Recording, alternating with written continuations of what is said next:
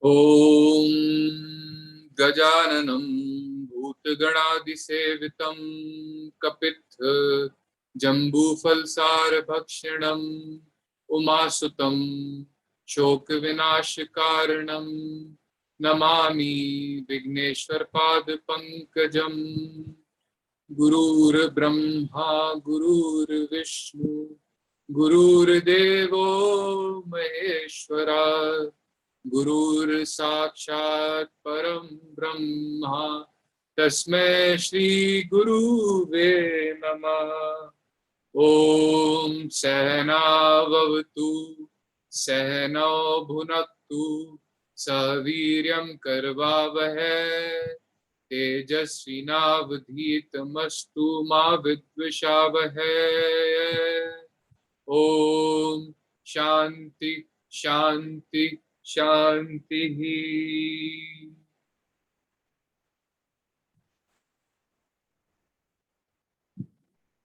So I welcome you all to the second lecture in our teacher training course, Journey with the Moon. Today, we are going to be discussing the concept of time.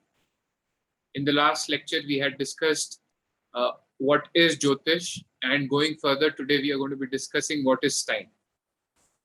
So, in Vedic literature, the concept of time is synonymous with Kala. And I would like to, in the beginning, I would like you to go to this dialogue between King Dhritarashtra and his aide Sanjay, and at the end of the Mahabharata War. So Mahabharata War was this great war between good and bad. And King Dhritarashtra had 100 sons. And at the end of the war, King Dhritarashtra lost all his 100 sons. And he was deep down in grief. And when he was deep down in this grief, so much so that he was fainting and regaining his composure, imagine a father has lost his 100 sons. So at that point of time, his wise counsel, Sanjay, he comes to him and says, "O king, why are you lamenting? Because Kalah Pachti Bhutani Kalah Samharati Parja Nirdahantam Parja Kalam Kalah Shamyate Puna." Sanjaya says, "O king Dhritarashtra, it is the time which creates everything, and it is the time which destroys everything. So what is the occasion of this sorrow? Look at all the greatest kings in the history. Look at the King Bharat, in whose name India, this whole Indian subcontinent came to be known as Bharatvarsha. Look at all the great kings, kings like Bharata, all of them, they perished in time, and your son, they were not even on the right side. And ultimately, their end would have come. Because this is the nature of time. And time creates everything, and time destroys everything." So with these words, Sanjay gave some sort of patience to King Dhritarashtra, and he was able to console him. And he laid down this dictum that everything is actually created in time. Everything is produced in time. Everything is developed in time, and everything is destroyed in the time. In Jyotish, time is personified as Kaal Purusha. Now, Kaal means time, and Purusha means soul. So this concept of Purusha and Prakriti, we are going to explore in our future lectures, where we are going to be talking about the philosophical system on which the whole Vedic literature and the whole Vedic corpus of wisdom is based upon. So that philosophical system is called Samkhya. And Samkhya philosophy has two important concepts, Purush and Prakriti. Purush is the changeless, eternal principle, the immutable principle. And Prakriti is the change principle. It's in the nature of Prakriti to change. So time has been personified, and time has been called to be the Kaal Purusha. So everything is created in time, developed in time, destroyed in time. But where does time come from? And that this time actually comes from the Purusha. So without this Purusha, without this changeless principle, there is no change principle. And it has been said in the Vedas that everything in the Maitreya Upanishad, it has been said, everything is engulfed by the time. Everything merges in the time. And those who know where the time merges, they are said to be the true knower of the Vedas. So everything is created in time, but time has no place. Time would not be there if there was not this supreme changeless principle, which is the Purusha. So Kaal Purusha is said to be the creator of time. Time is creator of everything. And this creator of time is the Kaal Purusha. And it is clear that everything is consumed by time, but except this Purusha or the soul. In Gita, Bhagwan, the Supreme Godhead, Bhagwan Sri Krishna, tells Arjun, O Arjun, Kalosmi lokakshayakrit pravriddho, lokan samahartum iha pravritta, ritepi tvam na bhavishyanti, sarve ye vasthita pratyanikeshu yodha. He tells Arjun, O Arjun, I am the mighty time, the source of destruction that comes forth to annihilate the worlds. Even without your participations, the warriors arrayed in the opposing army are ultimately going to perish. So when the great battle of Mahabharata was going on, then Arjun actually had this doubt. He was actually trembling in fear because he feared killing his own brethren. He feared killing members of his own family. And Arjun was in dilemma. And Sri Krishna tells him, O Arjun, I am that mighty time. The Supreme Godhead tells him, I am the mighty time. I am the Kaal Purusha. And even if you don't kill people on the opposite time, on the opposite side, still they are going to be dying, even without you picking up the bow and arrow. So what is the cause of dilemma? O Arjun, pick up your bow and arrow and fight for the dharma. So if you look at this verse, it is clear that in the Vedic conception of time, time is this destructive, degenerative force. Everything which starts, it has to come to an end.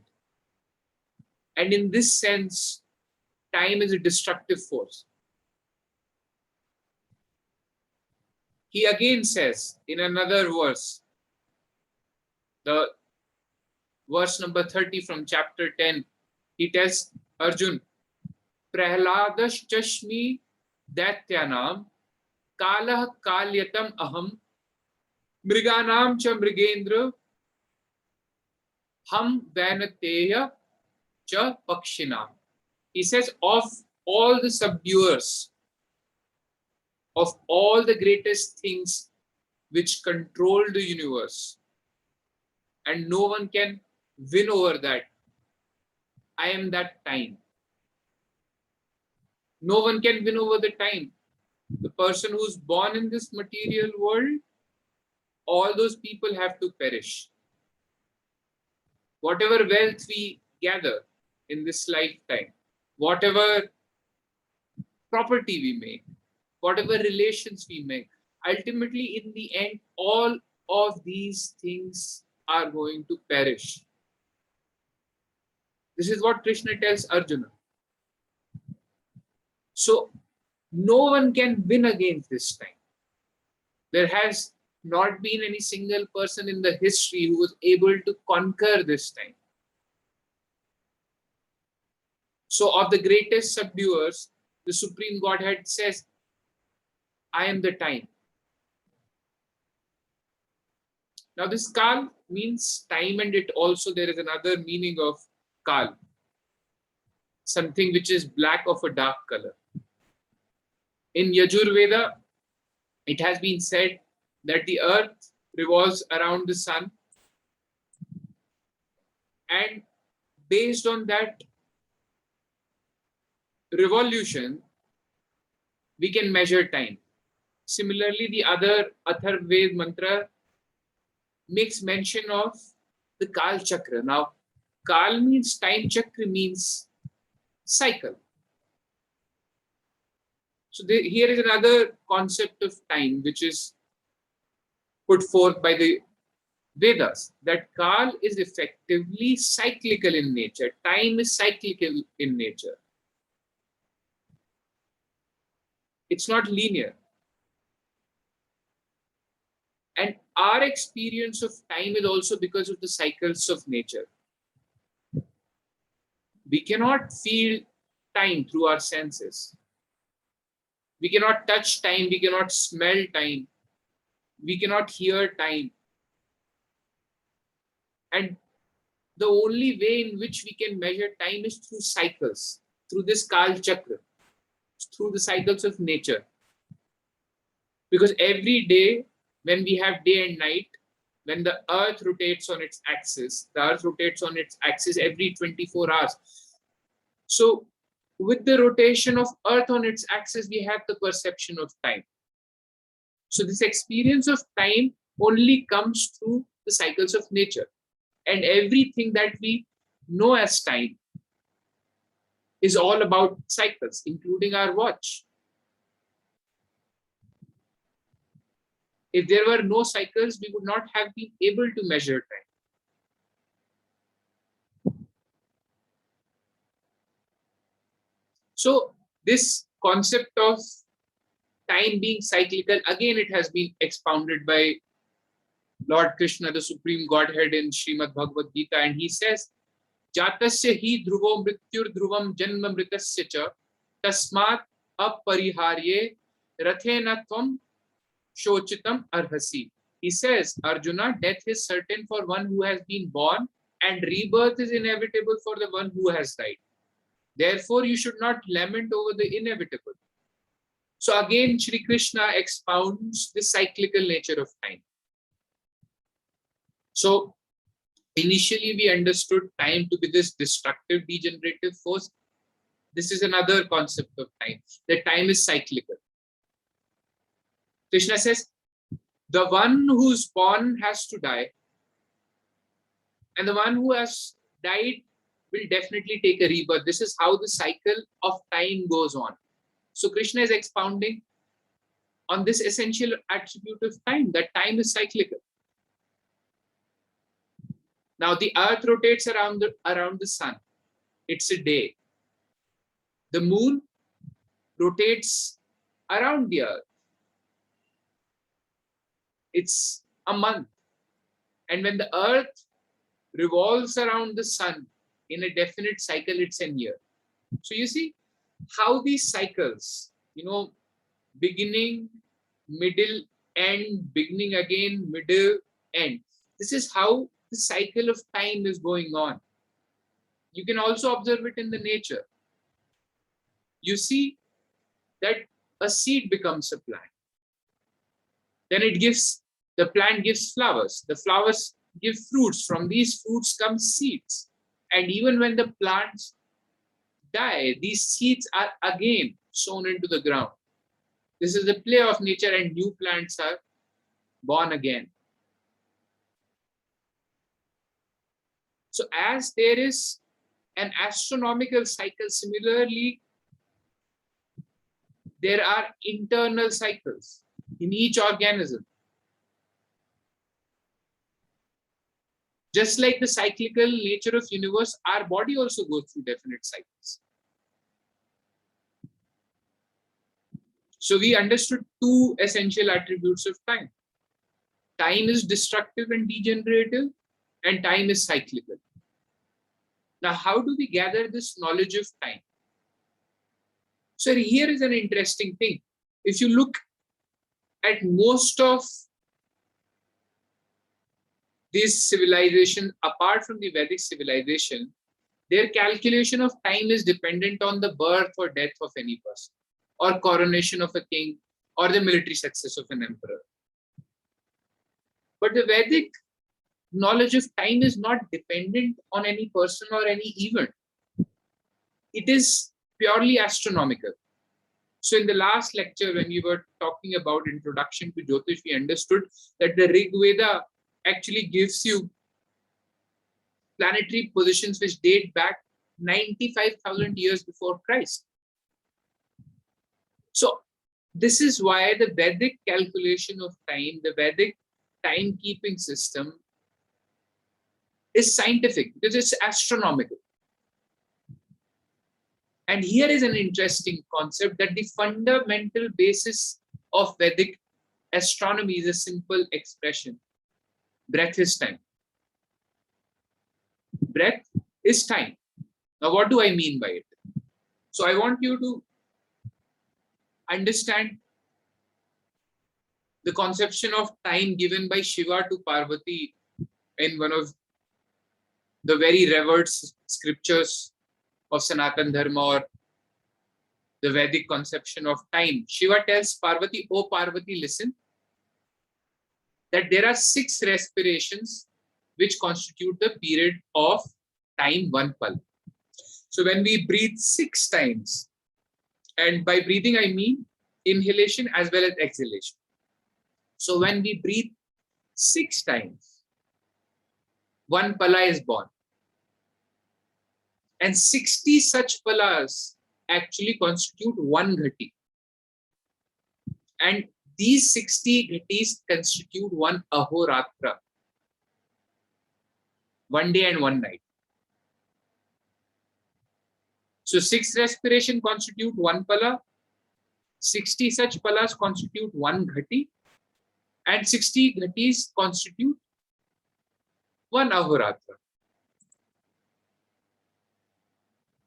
Now, if we calculate the total number of respiration in a day, simple calculation, 6 respirations constitute one pala. So we multiply 6, and 60 such palas constitute one ghati. So we multiply 6 with 60 into 60. So there are about 21,600 breaths in 24 hours. Now, if we calculate there are 21,600 breaths in 24 hours, from this we can calculate how many breaths are there in a minute. So if there are 21,600 breaths in 24 hours, there are about, according to what Shiva told Parvati in Shiv Purana, there are about 15 breaths in 1 minute.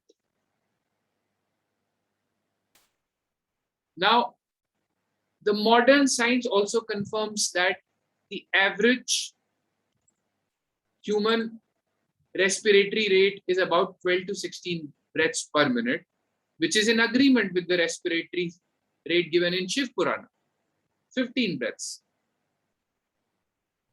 So as per modern science also, humans are breathing, an average human being, a normal human being is breathing about 21,600 times in a day. And here comes an interesting fact. This breath count exactly matches the entire zodiac. Now the measure of the zodiac is 360 degrees. It's intuitive. The whole zodiac is circular, spherical in nature. So the measure of zodiac is 360 degrees. And 1 degree is equal to 60 arc minutes. So how many arc minutes are there in 360 degrees? How many arc minutes are there in the complete zodiac? 360 into 60, again 21,600. So beautiful. So the human breath rate is in exact congruity with the expanse of the zodiac. Is this just a coincidence? We should ask this question to ourselves. Now, we just saw that there are about 15 breaths in 1 minute. So there would be about 15 breaths in 1 minute. So one breath is about 4 seconds. Now, in a time of 21,600 breaths, Earth completes 360-degree rotation, because we just came to know that there are about 21,600 breaths in a day and night. And the day and night is caused by the rotation of Earth on its axis. So in one day and night, the Earth rotates about 360 degrees. 360 degrees equals to 21,600 arc minutes. One thing. And we take about 21,600 breaths in a day and night. So 21,600 breaths, when there are 21,600 breaths, the Earth completes a rotation of 21,600 arc minutes. So one breath means rotation. The Earth has rotated by 1 arc minute. How beautiful. So when you are taking one breath, astronomically, the Earth is rotating on its axis by 1 arc minute. And if you further calculate it, the Earth is rotating about 1 degree in 4 minutes. All these are calculations. These calculations are very simple. Don't get boggled by these calculations. At the end of the lecture, I will, if you have any doubts regarding the calculations, I will explain it to you. But at this point of time, I just want you to realize this beautiful concept of Vedic astronomy, where the fundamental unit of time is breath.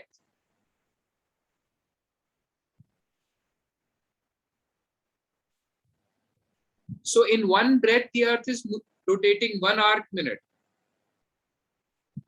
And in 4 minutes, the Earth is rotating 1 degree.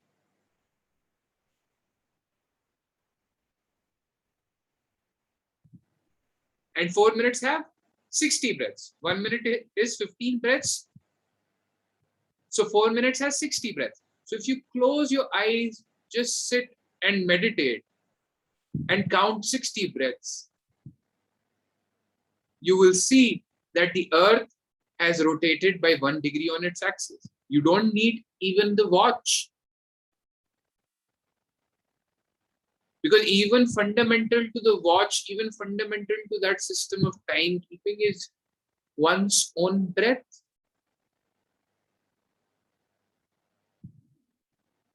And if you wake up at the sunrise, start meditating, and if you just start counting 21,600 breaths, then you will wake up and open your eyes the next day, you will see that the sun is at the same position.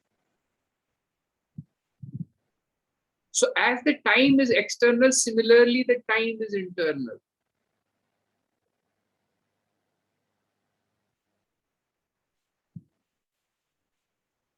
So by this we see that the Indian seers beautifully elucidated the biocosmic rhythmic correlation of human body and the universe. The human breath is in exact congruity with the expanse of the zodiac. And this is why probably human beings are the most advanced race on this planet. Because their breath rate is actually in agreement with the movement, with the rotation of Earth. And way back then, the Indian seers knew the breath count of humans. And they knew that Earth revolves 1 minute of an hour on its axis in 4 seconds.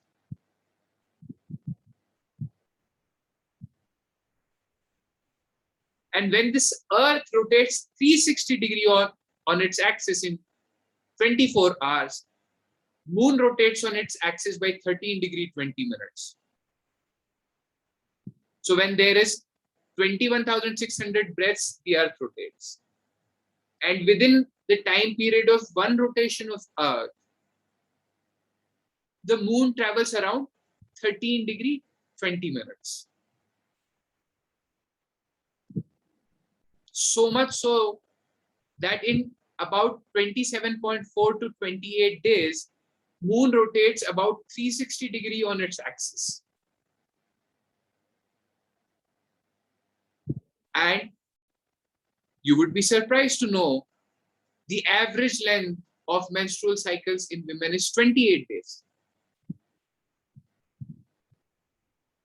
Is this just a coincidence?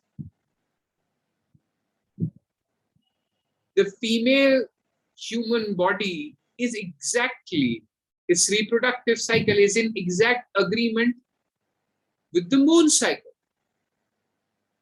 So do you see the imprints of macrocosm on the human design? This is why in Yajurveda, it has been said, Yat Pinde Tat Brahmande Yat Brahmande Tat Pinde, which means the microcosm is same as the macrocosm. So is the human body, as is the cosmos, so is the human body. This is one of the Mahavakyas of Vedas, that the microcosm is same as the macrocosm. So when you study Jyotish Shastra, the knowledge of the Lord of the Light, then you see the subtle imprints of cosmic cycle which binds this whole creation together. Now let me give you one more example. Just not the human beings which are tied to the cosmic cycles. There is an organism called Pelalo worm, which is found in the sea around the Fiji Islands. Now, this Pelalo worms align in a very definite way to the lunar cycle. Towards November, the hind portion of the body of this Pelalo worm becomes swollen. And it gets swollen up by the migrated eggs, the eggs which are waiting to blossom, to give birth to new worms. And in the early morning, exactly 1 week after the full moon in November, the hind portion of this Pelalo worm detaches itself as a special reproductive individual, which comes to the surface. It discharges its eggs in an explosive manner and then dies. Now, this Pelalo worm does not have any watch, but it is aligned with the moon cycle.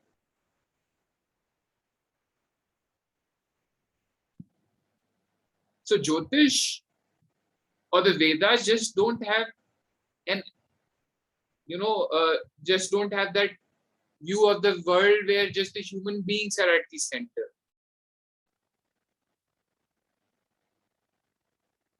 Vedas hold true, the knowledge holds true for pretty much all the creation. And this is what the Vedas expound. The microcosm is same as the macrocosm.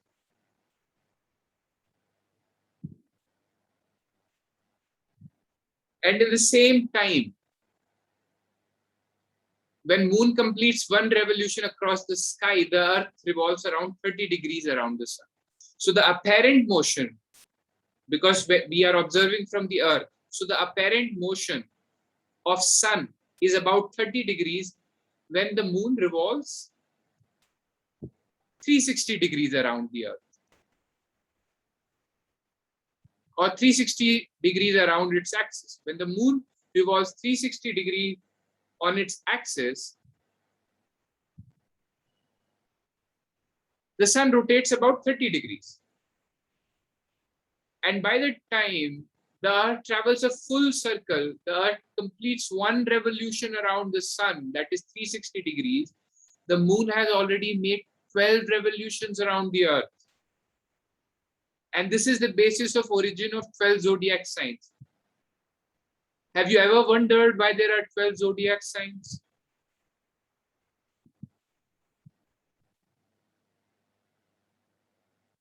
So no, the 12 zodiac signs are just not based on the motion of the sun. But Jyotish or the Vedas are the science of cosmic oneness. And everything is tied together by the breath, which is the fundamental unit of time in Indian astronomy, in the Vedic astronomy. From breath comes the rotation of Earth. From the rotation of Earth comes the rotation of the moon. From the rotation of the moon comes the revolution of the Earth, and so the conception of the Earth. But what is at the basis of it? The breath. This is how the cosmic cycle is aligned with human breath. This is how the cosmic cycle is aligned with our internal cycle. How beautiful. Now this enmeshing, this coming together of time, astronomy, and breath is called the Kaal Chakra. Now this Kaal Chakra lies at the root of Jyotish. As we studied when we started this chapter, that the Yajurved actually talks about Kaal Chakra. Now what is this Kaal Chakra? This coming together of breath, astronomy, and time is Kaal Chakra. Chakra means wheel. Chakra means wheel. So Kaal Chakra effectively translates to the wheel of time. Now this Kaal Chakra, the concept of Kaal Chakra actually came from Vedas, and later it traveled to Buddhism, and there is this now a very rich culture of Tantra in Tibet, which talks about Kaal Chakra. Dalai Lama, there are initiations about Kaal Chakra. The whole Buddhist Tantra is about Kaal Chakra. But this Tantra actually, it has origins in the Vedas. It's a different story how this great, sublime knowledge of time, it actually traveled to Tibet. This talk is for some other time, but this Kaal Chakra, it actually has its genesis in the Vedas, and from here it traveled to Tibet and became part of Buddhist Tantra. So Kaal Chakra, as we studied, it is this wheel of time. It refers to the coming together of breath, astronomy, and time. And the yogic philosophy says that our lifespan is not dependent on the number of days we live, but on the number of breaths we take. Because we just understood that at the root of time is the breath. This means that slower we breathe, the longer we live. We can easily validate this by observing animals. A tortoise breathes slowly, approximately 4 breaths per minute, and it lives for 150 years. On the other hand, dogs take in around 24 breaths per minute at rest and live up only for 13 years.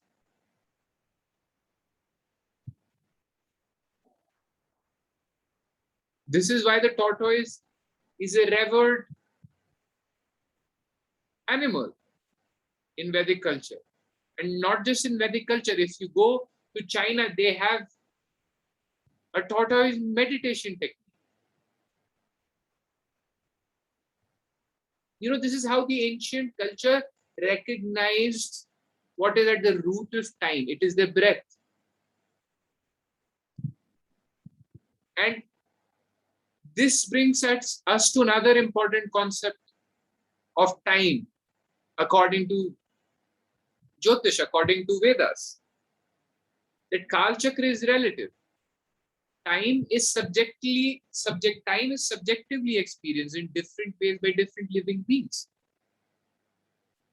So if an organism has slow breath, the time is slow for them. If an organism is breathing at faster rate, the time is fast for them. So the time is relative. Time is actually changing on the basis of observer. Now it's described in Vedic literature that 1 month of humans is the 1 day of Pitris. So our 1 month, our 30 days is 1 month for the, our 30 days is 1 day, 24 hours for the Pitris. Who are Pitris? They are our ancestors, they are our mains.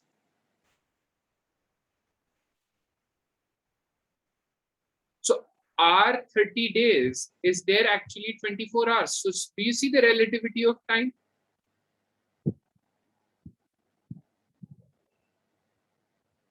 That as we are traveling to the higher realms, the time is actually slowing down. And today when we are recording this lecture, Moon is actually transiting the constellation of Magha. Now Magha is said to be the constellation of Pitris. And it's also the Pitripaksh, the 15 days of the ancestors. Now it is said that the ancestors live on the moon. Makes perfect sense because our 1 month, our 1 month is there 24 hours. And 1 month is actually the rotation of moon on its axis. So it is said that the ancestors live on the moon. Makes perfect sense.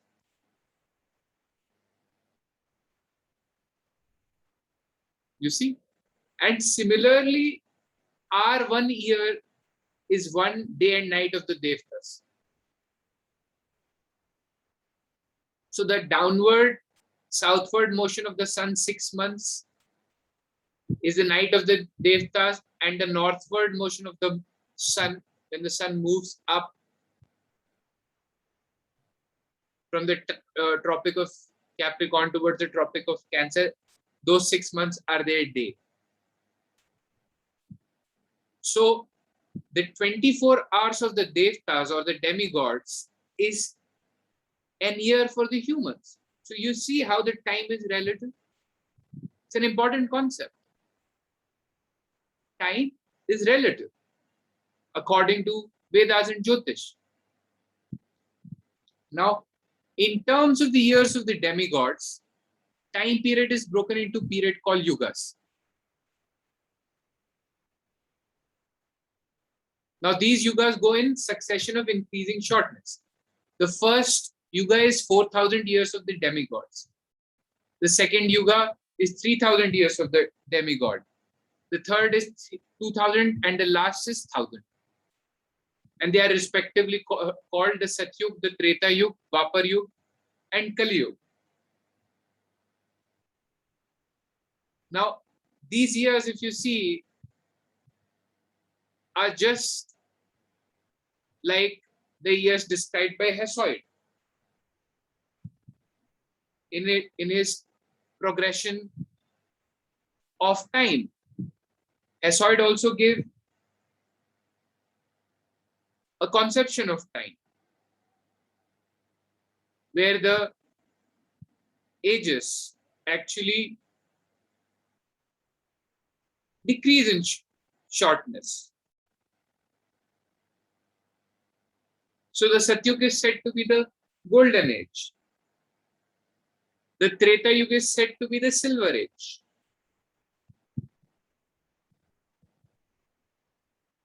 Dwapar is said to be the iron age, so on and so forth.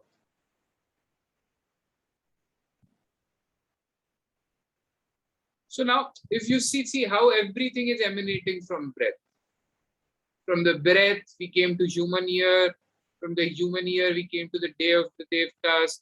From the day of the Devtas, we came to the larger time periods called the Yugas.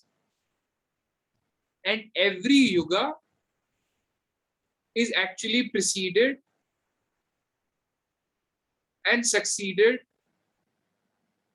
by a period called Sandhya, or the transitory period. So suppose there are 4,000 years in the Satyug.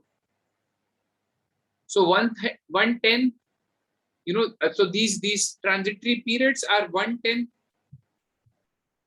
of the actual age of the Yuga. So if the Satyug is 4,000 years, its transitory period is 1/10 of the 4,000 year, which is 400 years. So Satyug would be preceded by 400 years in the beginning, at the start of it, and at the end of it, Satyug will be ending with another 400 years. So effectively, more or less, Kali Yuga, along with its transitory period, is about 4,800 years. Similarly, the Treta Yuga is 3,600 years. Dwapar Yuga is 2,400 years, and Kali Yuga is 1,200 years. This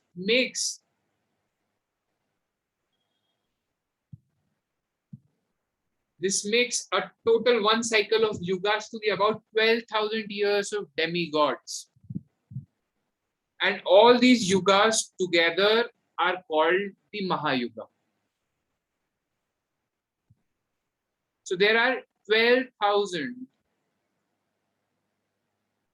years of demigod in one Maha Yoga. Now we just came to know one day of the Devtas is about 365 days of the humans. So if we see the total period for the 4 yugas is about 43 lakh 20,000 human years, or 4.32 million human years. And it's described that these yugas repeat in a cycle.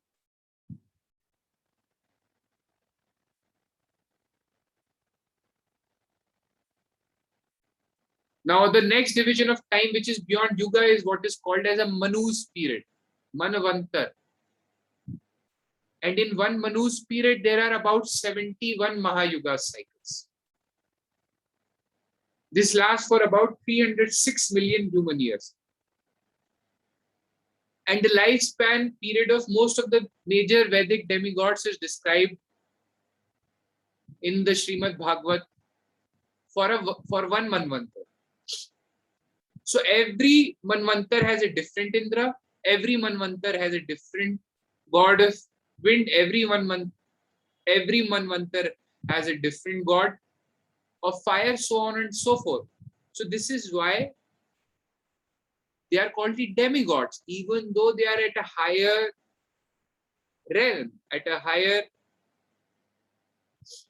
place as compared to humans. Still, they are controlled by time. Even though they have large time period, but still they are helpless.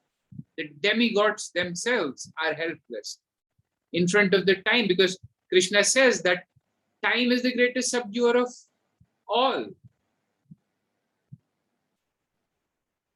So even the Indra, the king of the demigods, who's said to be the supreme, the most powerful, even Indra is controlled by time.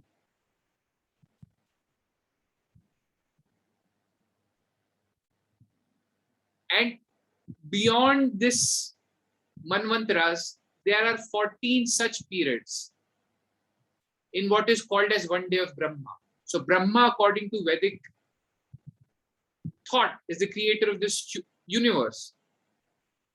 So one day of Brahma is about 14 such Manu periods. You see how beautifully the relativity of time has been described. Starting from that single breath, we have now come to the day of Brahma, the creator. And including the intermediate periods, one day of Brahma comes to a total of 1,000 Mahayuga cycles. That is about 4.32 billion human years. That is one day of Brahma. 4.32 billion human years.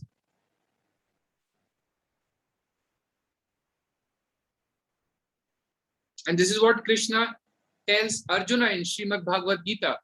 He tells Arjuna, Sahastra Yuga Pariyantam Aharyad Brahmano Vidu Ratrim Yuga Sahastrantam Te Ahoratra Vidojana. He says, O Arjun, one day of Brahma lasts 1,000 cycles of the 4 ages. And his night also extends for the same span of time. The wise who know this understand the reality about day and night. So Krishna is telling Arjuna that one day of Brahma, as we just saw, is about 1,000 Maha Yoga cycles, which is about 4.32 billion human years. And one night is again about 4.32 billion human years. So Brahma's 24 hours, the day and night of the Creator, the Ahoratra of the Creator, is about 8.64 billion human years. And Krishna tells Arjuna, only those who know the day and night of the Brahma, the Creator, they are said to be the true knower of the day and night. And it is said in the Vedic thought that at the end of each kalpa, at the end of each day and night, the creation goes through pralaya or destruction. And the modern science also says that the age of the sun is about 4 billion years or 4.5 billion years, somewhere around that. And this is what Sri Krishna is telling Arjuna, how beautifully the scientific knowledge of time has been given to the normal average human population in this great land called Bharat by the Vedic seers, by the God himself. Such sublime knowledge has been made available for everyone.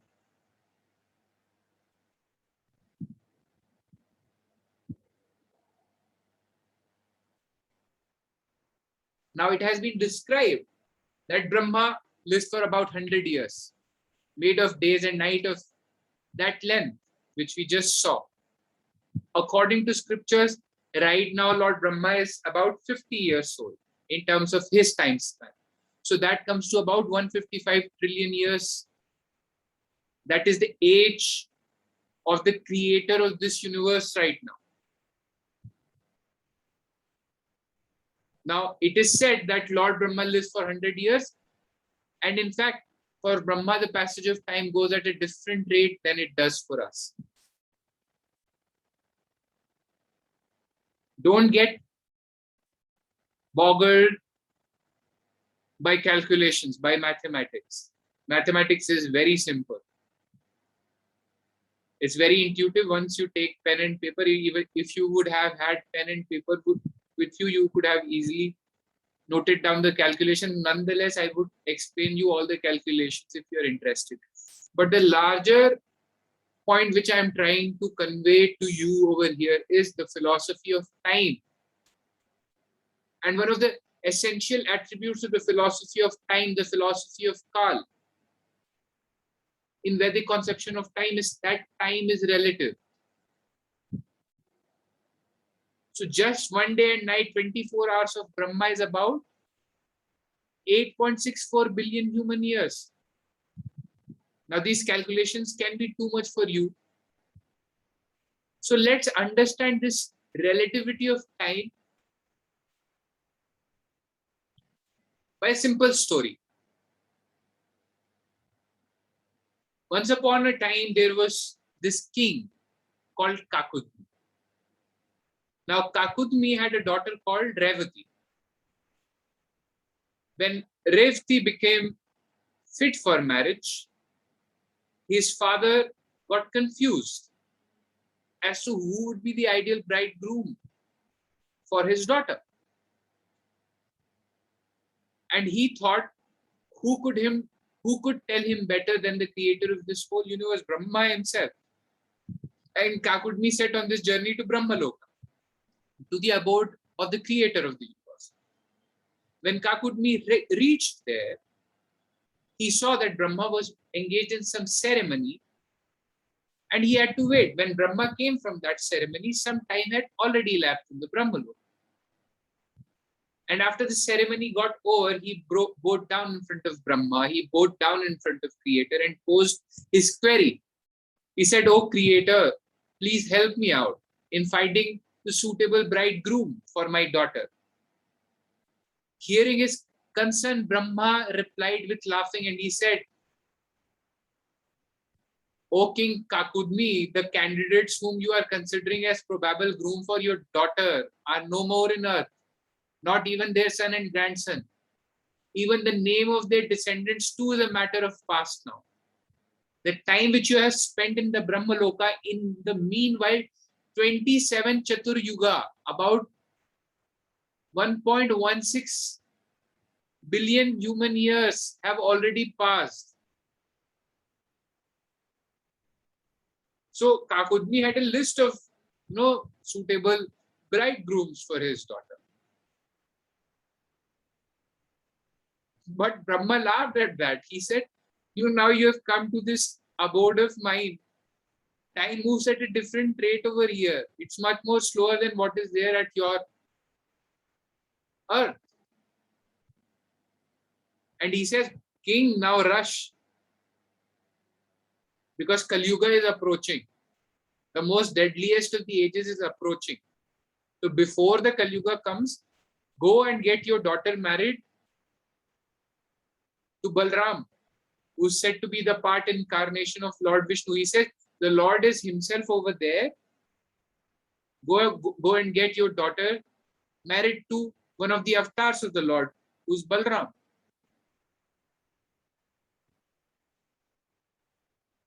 And when Kakudmi and Revati are coming, there is, this observation by both of them that the whole earth, the human race has itself deteriorated. Men have become of shorter heights. Because as we understood that one of the essential attributes of time is that time is degenerative. Time is destructive. And time is degenerative in itself also. Because time moves in increasing cycles of shortness. The Satyuga is 4,000 years old. 3,000 years old is the Treta Yuga. 2,000 years is Dwapar. 1,000 years is Kali Yuga. So time itself is deteriorating. Everything is deteriorating in time. Time itself is deteriorating. So while Kakudmi and Revati make their journey way back to earth, they are astonished to note how the human race is deteriorated. Men have become of shorter heights, and equally the values and the morals of society have come down. So when Kakudmi actually reaches earth and he meets the proposed bridegroom by the creator of the universe, Brahma, he sees that there is a large difference in height between Balram and Revati. Revati is from the golden age.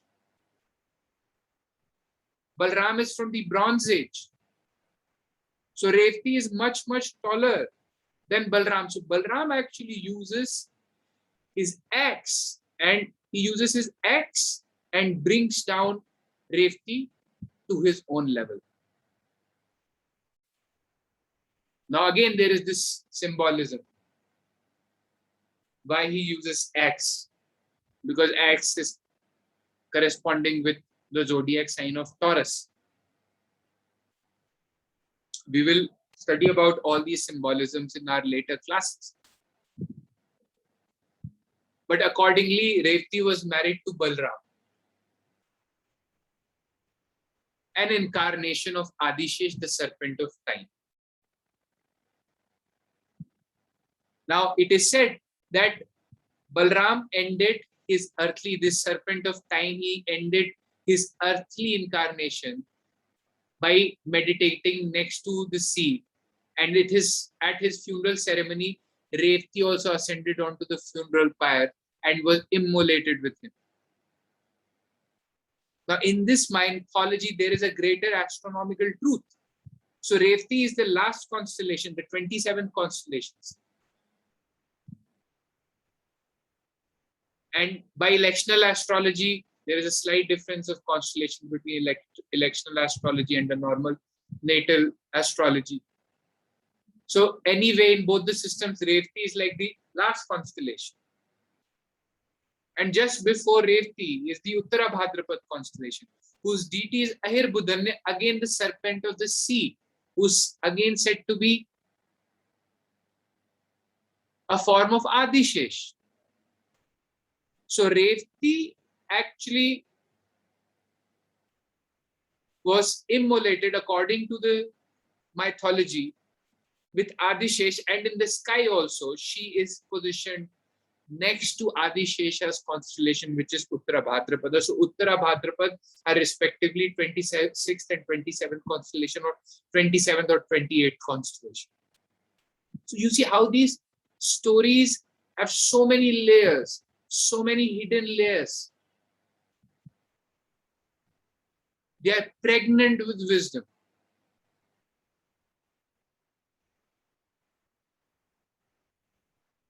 We will study about nakshatras, what is Uttara Bhadrapada nakshatra, what is Revati nakshatra. We are going to study about nakshatras in the course of further study, and you would be able to appreciate this knowledge better about how Revati is placed next to the serpent of time, the constellation of the serpent of time, Adishesh. But this story is just not another story.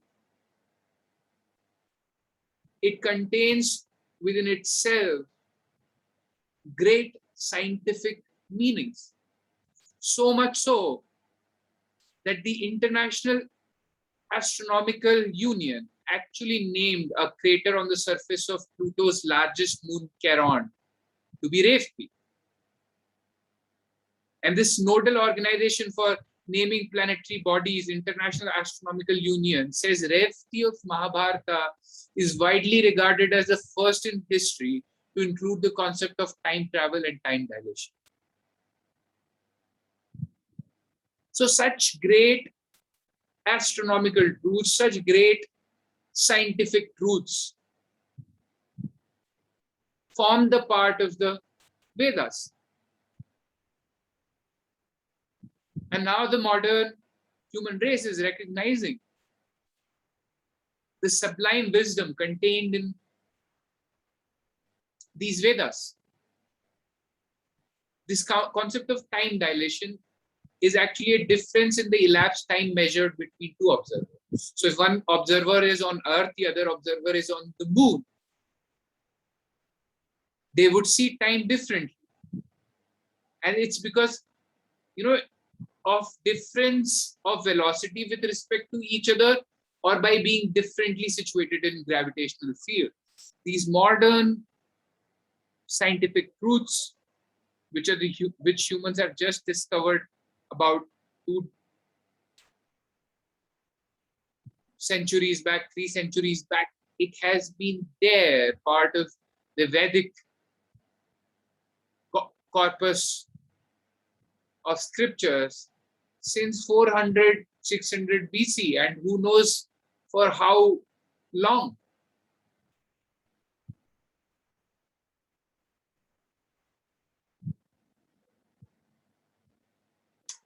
Now, one important thing to realize over here is, even though we started with breath and we finally came to Brahma, and to understand the concept of time in Brahma Loka, we just saw the story of Revati. We heard the story of Revati. But one thing is clear, even though Brahma has this really large lifespan, but even Brahma, the creator of the universe, is controlled by time. Because as Krishna says, time is the greatest subduer. Time controls everything. So even the creator of this universe is actually bound by time.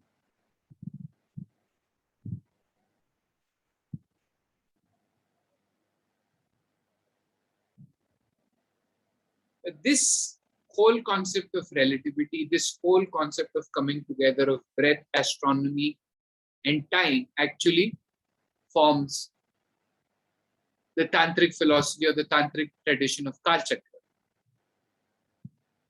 The Buddhist Kaal Chakra Tantra, they say.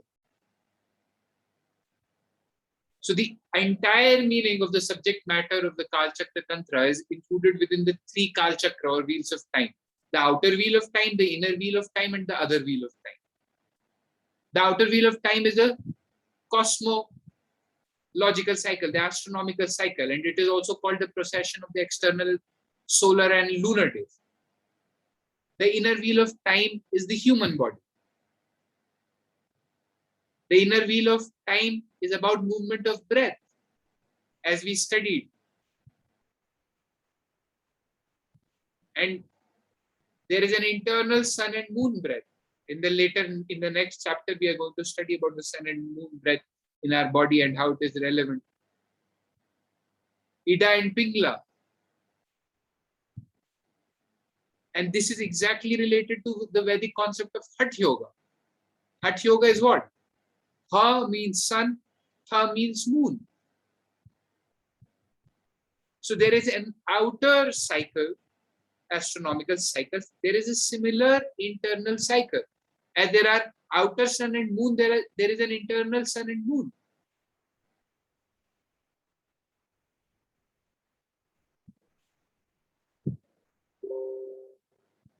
And beyond this outer and inner wheel of time, there is the other wheel,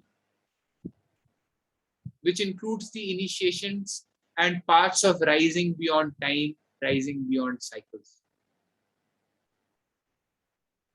Because time is essentially the cause of suffering. And it is, if we truly want to be happy, if we truly want to be content, if we truly want to end our suffering, we have to rise beyond time.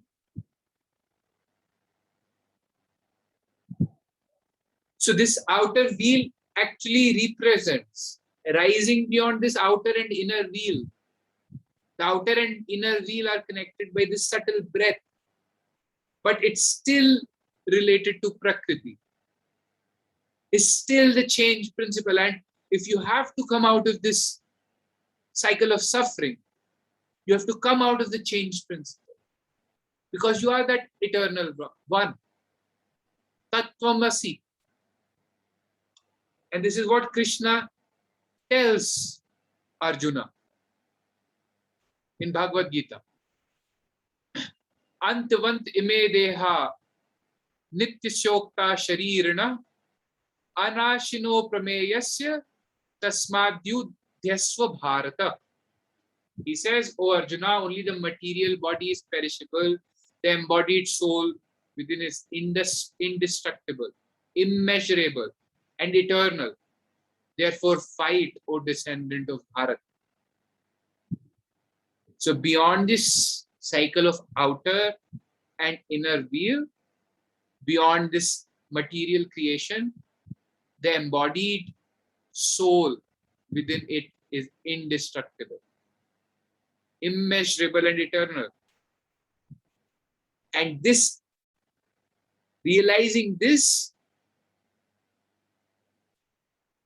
is the true knowledge, is a true function of yoga, is a true purpose of all the Vedic literature, is to end this human suffering, is to make the humans and the rest of the creation rise beyond the confines of the time. Krishna further tells Arjun, Na jayate mriyate va kadachi nayam bhutva bhavita va na bhuya ajo nityah shashvato yam purano na hanyate hanyamane sharire. Krishna tells Arjuna, the soul is neither born, nor does it ever die, nor having once existed, does it ever cease to be. The soul is without birth, eternal, immortal, and ageless. It is not destroyed when the body is destroyed.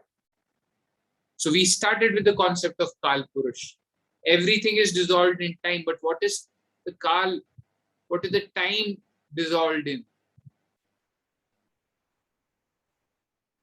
The time is dissolved in the Purush, the soul.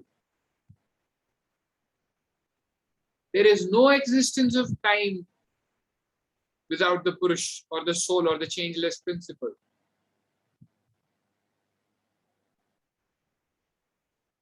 And this soul,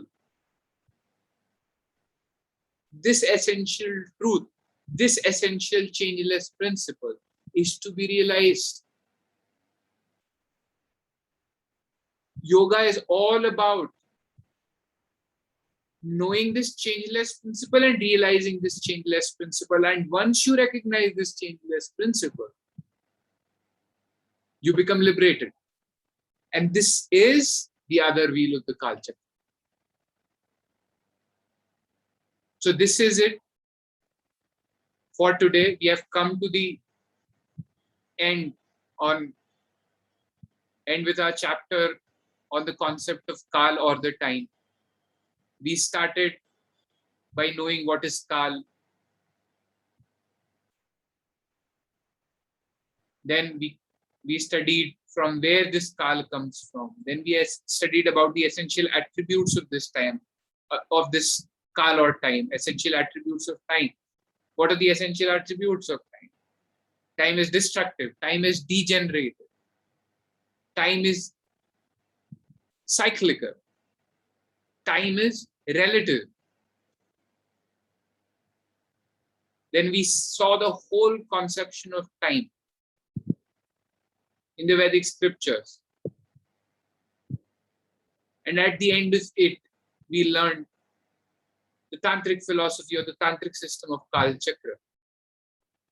What is this tantra all about? Tantra means, tra means tool, tra means tool, tan means consciousness. So tantra is a tool to elevate your consciousness. And how can you elevate your consciousness? By rising beyond this cycle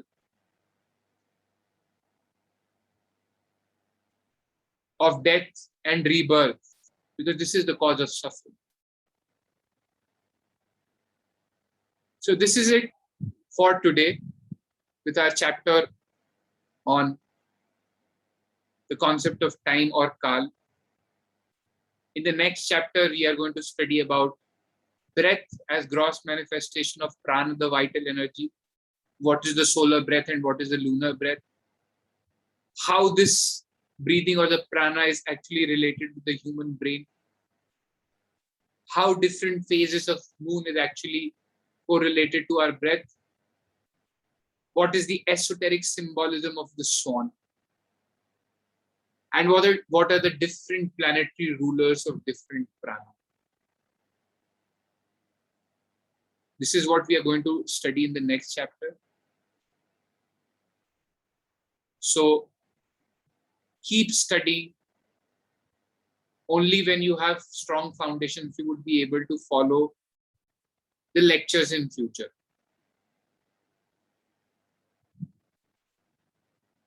Right? So with this, we come to an end of today's class. And we end by chanting